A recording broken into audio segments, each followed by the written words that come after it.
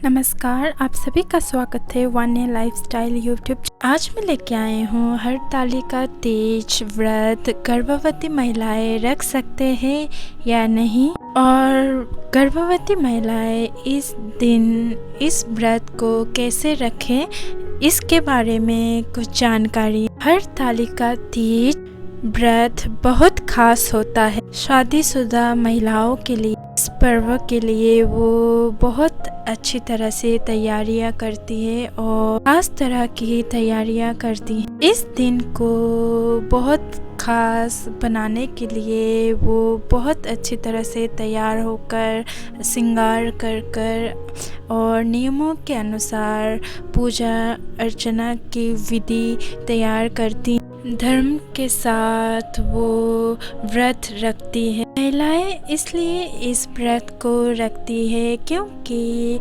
उनके घर में सुख समृद्धि और शांति आए और अपने पति की लंबी आयु हो। ऐसा कहा जाता है कि यह पर्व बहुत ही कठिन होता है, अर्थात यह व्रत बहुत ही कठिन होता है। इस व्रत में महिलाओं को दिन भर निर्जल, बिना कुछ खाए बिना कुछ पिए, और इस व्रत को रखना प्रेग्नेंट महिलाओं के लिए बहुत ही कठिन हो जाता है जो हरतालिका तीज का व्रत करते हैं। और कई महिलाओं का ये मानना है कि हरतालिका तीज का व्रत एक बार शुरू किया तो उसे रोका नहीं जाता, और हरतालिका तीज में बिना पानी पिए बिना कुछ खाए दिन भर आपको व्रत रखना होता है। ऐसे में प्रेग्नेंट महिला अर्थात गर्भवती महिला को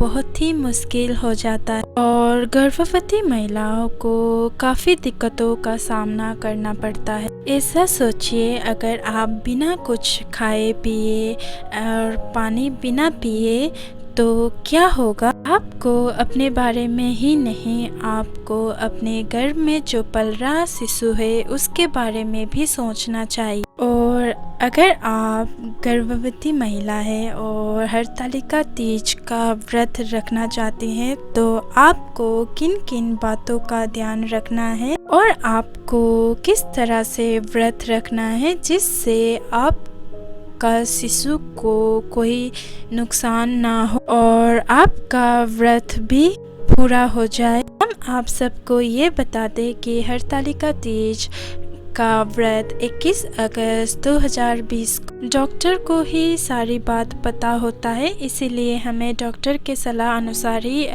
करना चाहिए और उनका राय लीजिए, उनसे सलाह कीजिए और उनसे पूछिए कि हरतालिका तीज व्रत रखने से कोई मुश्किल तो नहीं होगी। डॉक्टर को ही सारी बात पता होता है, इसीलिए हमें डॉक्टर के सलाह अनुसार ही करना चाहिए। और आप डॉक्टर से पूछिए कि आपको व्रत रखने से कोई प्रॉब्लम तो नहीं होगी। आपको विशेष रूप से ये ध्यान रखना होगा कि आपको हरतालिका तीज का व्रत नहीं करनी चाहिए, क्योंकि जब हरतालिका तीज का व्रत करते हैं तो उस समय भूखे प्यासे रहना होता है और गर्भवती महिलाओं को भूखे प्यासे नहीं रहना चाहिए, क्योंकि जो हमारे पेट में पल रहे शिशु है उसके लिए हमें जितना हो सके उतना भोजन करना चाहिए और फल फूल लेना चाहिए और जितना हो सके उतना तरल पदार्थ लेनी चाहिए और पानी पीना चाहिए, क्योंकि शरीर में जब पानी की कमी हो जाती है तो डिहाइड्रेशन होता है, इसलिए हमें पानी की कमी होने नहीं देनी चाहिए। और आप फिर भी यह व्रत करना चाहते हैं तो आपको फलाहार अवश्य करना चाहिए। थोड़ी थोड़ी देर बाद आपको पानी पीते रहना चाहिए और आपको फलाहार अवश्य करना चाहिए। और एक बात ध्यान रखें कि जब आप हरतालिका तीज में सजती संवरती है उस टाइम आपको ये ध्यान रखना है कि आपका वस्त्र भारी ना हो और आप हल्के फुल्के वस्त्र पहनिए जिससे आप कंफर्ट महसूस करें। उसी हिसाब से आप अपने कपड़े तैयार कीजिए और आपको ज़्यादा भागा दौड़ी नहीं करनी और आपको हल्के फुल्के और लूज़ कपड़े ही पहनना चाहिए। और आप गर्भवती महिलाएं हरतालिका तीज जब आप पूजा करते हैं उस समय आपको ज़्यादा नहीं बैठना है। जब आप पूजा करते वक्त थोड़ी देर ही आपको बैठना है और आपको विशेष रूप से एक बात ध्यान रखना है कि जितना हो सके उतना आपको आराम करना है और काम काज बिल्कुल नहीं करना और भागा दौड़ी भी नहीं करना है।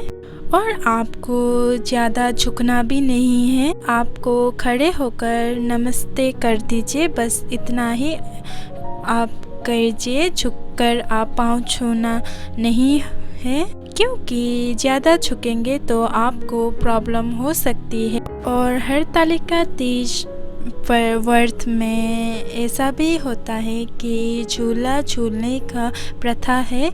आपको झूला बिल्कुल नहीं झूलना है। हरतालिका तीज में ऐसा माना जाता है कि बड़े बुजुर्गों का आशीर्वाद लेने से हमारे जीवन अच्छी तरह से बीतेगा और उनके आशीर्वाद से सब मंगल होगा, इसलिए हम उनके पाँव छूते हैं।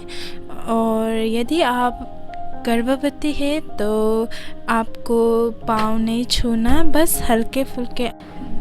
और हरतालिका तीज में रात्रि जागरण भी होता है, इसलिए हरतालिका तीज में आप यदि गर्भवती है तो आपको रात्रि जागरण नहीं करना है, क्योंकि जब आप रात्रि जागरण करेंगे तो आपको कष्ट होगा और आपके शिशु को भी कष्ट हो सकता है। क्योंकि गर्भवती महिला को जितना ज़्यादा हो सके उतना आराम करना चाहिए। आराम करेंगे तो उनके लिए सही होगा। अगर आप हमारी कही हुई या दी हुई टिप्स को अपनाती हैं तो आपका व्रत भी पूरा हो जाएगा और आपका पूजा भी संपन्न हो जाए। बस आपको इस बात का ध्यान रखना है कि आपको ज़्यादा भागा दौड़ी नहीं करना है और बस सारा दिन आपको आराम करना है और ज़्यादा झुकना भी नहीं है और आपको ज़्यादा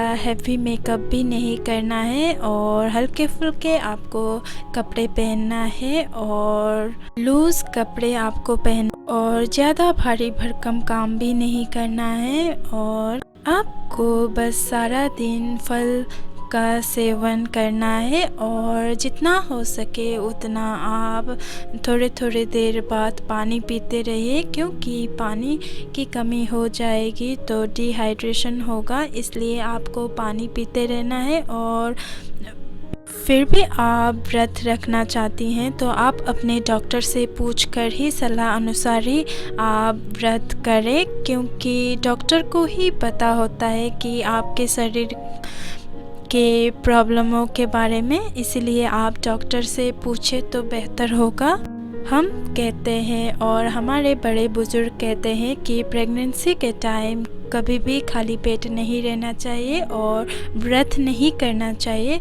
व्रत का मन करता है तो एक छोटे छोटे चावल आते हैं, उसका खिचड़ी टाइप बनाकर हमें देते होते थे, इसलिए आप अपने बड़े बुजुर्गों का राय लीजिए और ज़रूर डॉक्टर का भी राय लीजिए। डॉक्टर से ही पूछकर आपको करना है, बस आपको डॉक्टर से ही पूछना है। डॉक्टर से पूछकर ही हम कदम उठाएंगे तो हमारे आने वाला शिशु स्वस्थ रहेगा और अच्छा रहेगा। और बस आप सच्चे मन से अपने ईश्वर, अपने भगवान से प्रार्थना कीजिए, बस इतना ही काफ़ी होता है।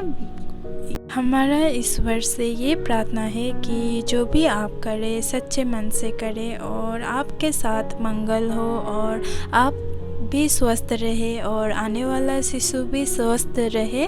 बस यही कामना करते हुए आज का वीडियो हम इधर ही समाप्त करते हैं। और आपको ये जानकारी कैसा लगा? अच्छा लगा हो तो लाइक कीजिए, चैनल को शेयर कीजिए, सब्सक्राइब कीजिए। धन्यवाद।